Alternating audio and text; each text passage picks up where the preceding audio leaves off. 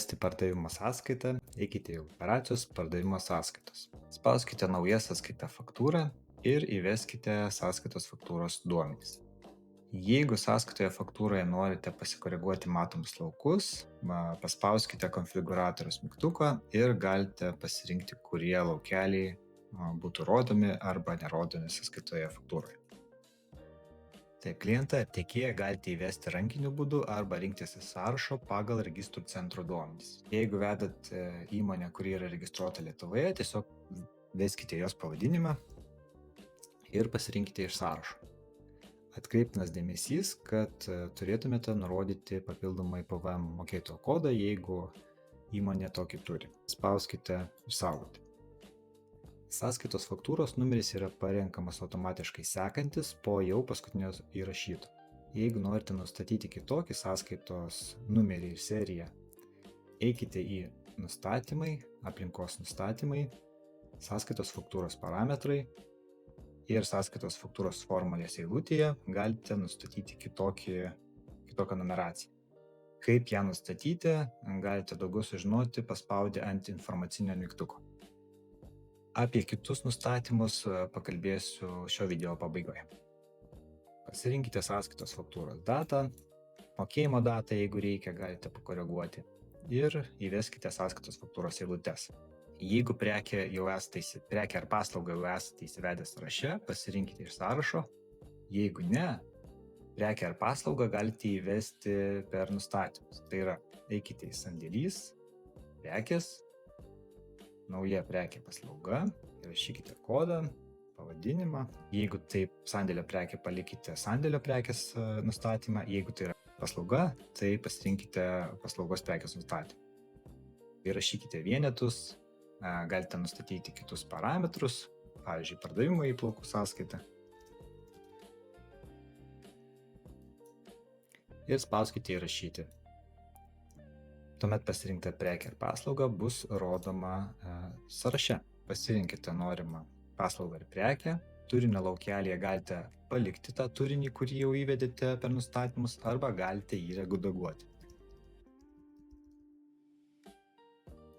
Pasirinkite kiekį, įveskite kainą. Visi kiti suminiai laukai yra paskaičiuojami automatiškai.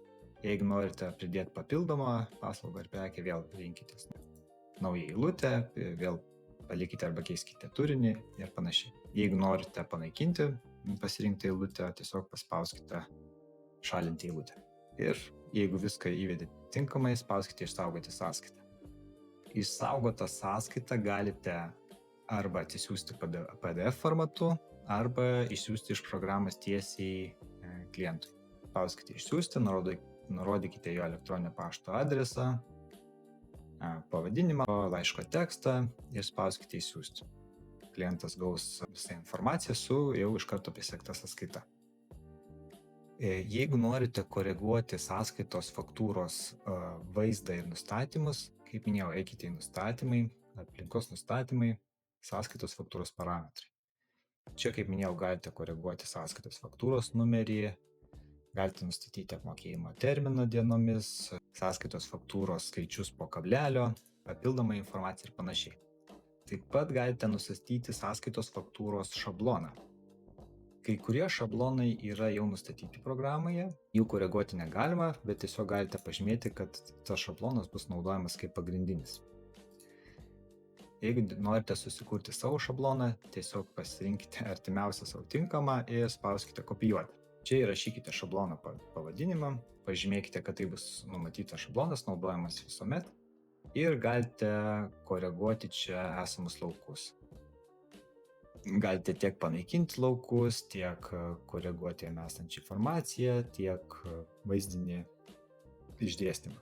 Taip pat galite pridėti naujų elementų ir panašiai. Sukonfigūravę, spauskite išsaugoti. Ir po šio nustatymo sekančiai sąskaitai bus naudojamas šablonas, kuris buvo jūsų sukonfigūruotas. Jeigu norite koreguoti sąskaitą, spauskite ant sąskaitos, pasirinkite veiksmai, redaguoti pardavimų sąskaitą ir, pavyzdžiui, jeigu norite redaguoti klientą, paspauskite ant to laukelio. Ir jeigu klientas yra ne Lietuvos įmonė arba fizinis asmuo, rašykite jo pavadinimą, spauskite pridėti naują, įveskite duomenis, gatvės adresą, miestą ir šalį būtina nurodyti ir spauskite saugoti. Taip pat galite paredaguoti kitus laukus pagal poreikį ir spauskite išsaugoti sąskaitą.